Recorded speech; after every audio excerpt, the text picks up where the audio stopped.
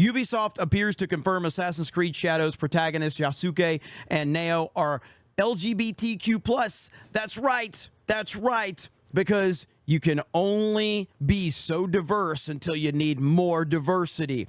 And this is how it always goes. This is the literal definition of give an inch, take a mile. If you give these weirdo freaks anything, they will take everything. There is no, hey, let me just compromise. No, you can't compromise with social justice weirdos. You can't do it. You absolutely can't. I hope the world can see now what's really going on out here, because it's getting ridiculous. You see, guys, there is such a thing as taking creative liberties with something. What Ubisoft is doing right now, this isn't what you call taking creative liberties. What you are doing is you are egregiously checking boxes. And you know, since they continue to slowly poison drippers with information, I would not be surprised if the next news that comes up is that this Neo female Japanese character is actually trans. Ubisoft has become so unrecognizable to the point whereby if you came and told me and you're like, I underguy, go easy on Ubisoft, guy. You do realize that they actually made Far Cry 3, right?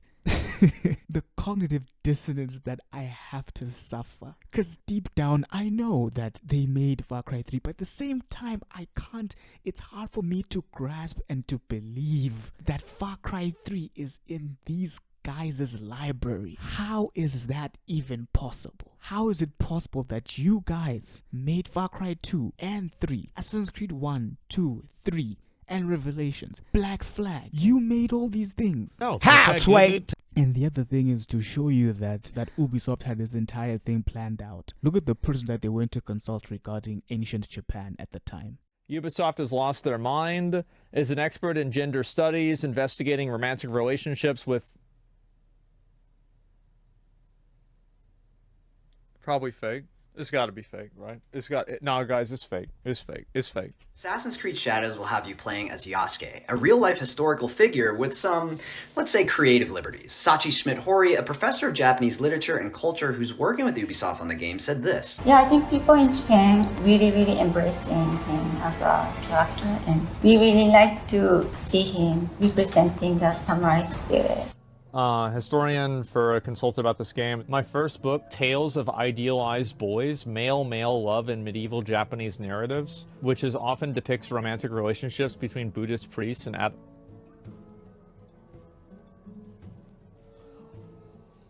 I don't even know what to say. Sorry, I don't know what to say. Actually, real? Yeah. Personally for me, I don't enjoy bashing Ubisoft. Where this is coming from, it's coming from a place of love. I've been a fan of this franchise since Assassin's Creed 1. I've been rooting for these guys ever since. So to watch something that you love corrupt itself over time and become something that you no longer recognize, it's painful, man. I think it's probably the reason as to why most Assassin's Creed fans are still rooting for Ubisoft. Even though they've been disappointed countless times, they still hope that possibly Ubisoft will actually straighten out and get back on their A game. So I'm also hoping that by voicing out my concerns, Ubisoft will actually become a better company. But fortunately, for every disappointment that Ubisoft seems to come up with, there is a bright side. And Hellblade just did something really sweet and awesome. This is pretty interesting. Shift up the developers of Stellar Blade's uncensored outfits in a way with the big new update that also adds a free boss rush mode to the game and way more. When you boot up the game after installing the 3.47 gig patch, you will get a notification that 2 new nano suits have been unlocked as special rewards. The black Kunoichi and the white Kunoichi suit. Same suit, but with a different color. I think they're quite nice, but again, there are more interesting outfits added with this patch. If you namely go to the info broker Roxanne in the city, you will see both the Midsummer Alice outfit for 10 Bitcoins and the Midsummer Red Hood outfit. Not sure if you need to have Affinity rank 3, but that's of course easily doable. And yes, if you've been following the whole Stellar Blade news around launch, then you probably know that with the Day 1 patch, both the Holiday Rabbit and their Cybernetic Bondage outfit have been changed to be less revealing. Like Ben Gunn captured the suits before the update, and you see the changes, of course, pretty clearly. So instead of changing these suits, like they're still the same after the update, the developers added brand new suits that do have that uncensored look. Like the Red Hood outfit is what the Holiday Rabbit was at first, while the Alice outfit has the same top as the cybernetic bondage. Like the whole thing is that they did not censor these suits, they just were not finished and wanted to release them like that.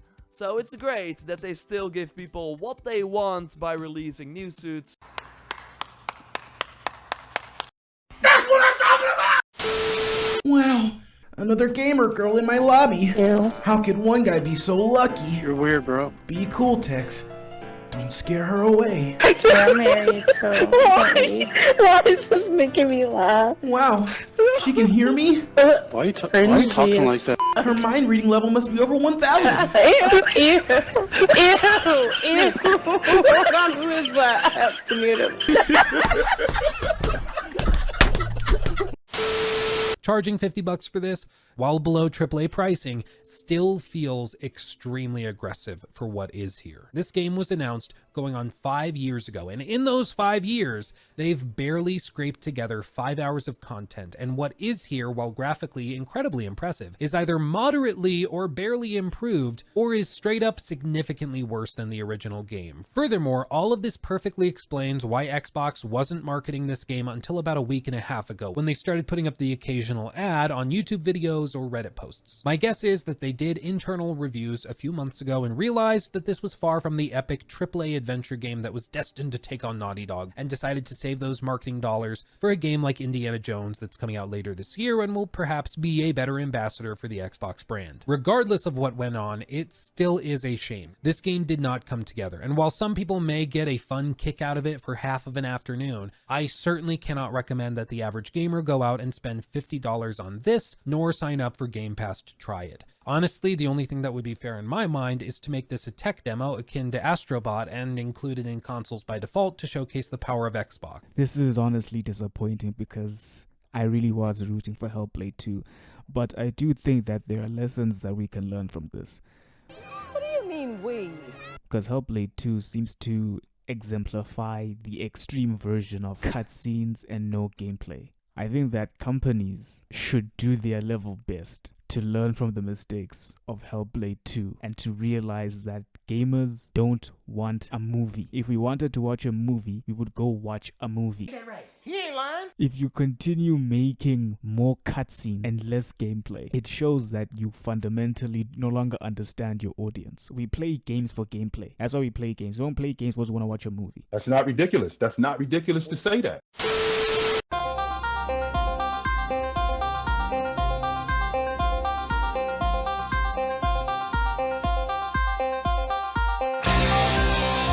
To this day.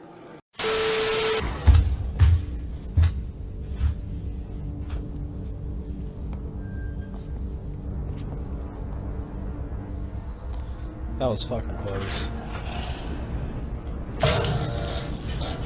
No, I fucking didn't. No!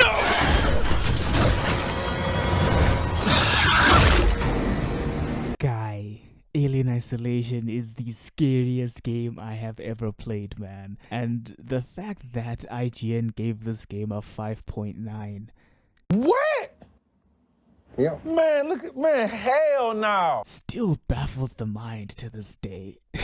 I think it just goes to show you that gaming journalism does not exist. Alien Isolation had such a weird reputation back in 2015. I'm not sure when this game came out, but let's say 2015, 2016. When this game came out, let's say you didn't have a PS4. You wanted to buy a PS4 for the first time. And unfortunately for you, you bought the bundle that comes with Alien Isolation as your first game. It was similar to you having not bought a PS4 at all. Because what was going to happen was, you're going to get home excited. You're like, dude, I have a PS4. I can't wait to game, right? You're going to play that thing for the first 15 to 30 minutes. It's going to scare your pants off. And then after that, you're not going to touch your PS4 for the next 2 weeks. Because you don't have any games to play. You're like, guy, somebody get me FIFA or something. I'm not playing this thing, guy. That's how scary Alien Isolation was, guy. That's the reputation that it had. And then IGN comes here and says, nah, guy, that masterpiece, we love it so much, we gave it a 5.9. Come on, guy, get serious. Y'all smoking crack! Something is wrong with you people! PlayStation isn't going to focus on selling you games anymore. Instead, something almost completely different. This week, Sony revealed that PlayStation is beating Xbox in console sales by an embarrassing amount, with about 5 times more PS5s than Xbox consoles being sold in the past few months. And with even more Xbox games reportedly coming to PlayStation soon, Sony knows that they are dominating the console wars. So PlayStation has decided now is a good time to change things up. Not only did their CEO Jim Ryan step down, leading to Sony putting 2 new people in charge, one heading studios and the other focusing on hardware, but they're also changing up the company's whole focus. The goal is no longer to get you to buy their latest console or even more of their games, but rather get you to play longer. Platform playtime is now PlayStation's new focus, and it's already starting to show this year with PlayStation's eagerness to release live service games like Helldivers and the general lack of first-party titles we've seen throughout 2024. Yeah, guys, it's starting to seem as if gaming has reached the end of its lifespan. I mean, I don't understand what Sony is doing, because the reason why we buy a Sony console is because we buy them for single-player immersive experiences. That's the reason why we are on Sony's platform to begin with. So now if Sony starts focusing on live service games, even if they're good, it's still not the end all be all. Live service games can be great, but what's even better are exclusives and awesome single player adventures. But now I think that going into the future, I think most of us 25 and above are going to fall out of love with this whole gaming thing, because I can already see the PS6 coming out, the most graphically robust and powerful console, but has no exclusives to show off its graphical fidelity, and it's chock full of live service games. I'm not gonna buy a PS6 just to play a live service game. You know, let's not take the piss here.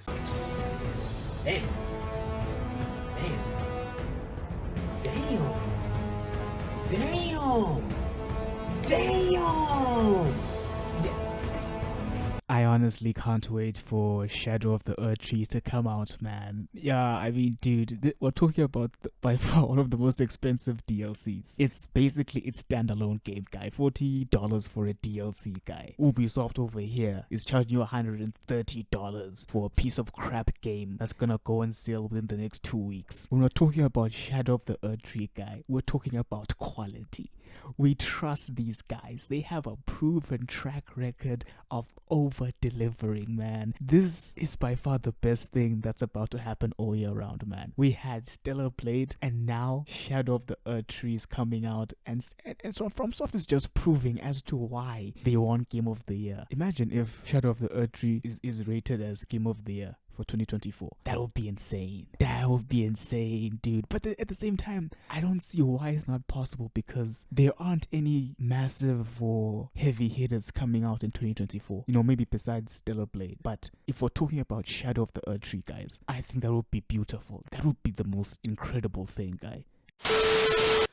Anyway, as usual, thank you, you awesome, fantastic people, for tuning in and for liking and subscribing and supporting my content, giving my life a bit of meaning. Remember, stay frosty and VWIW. Vote with your wallet.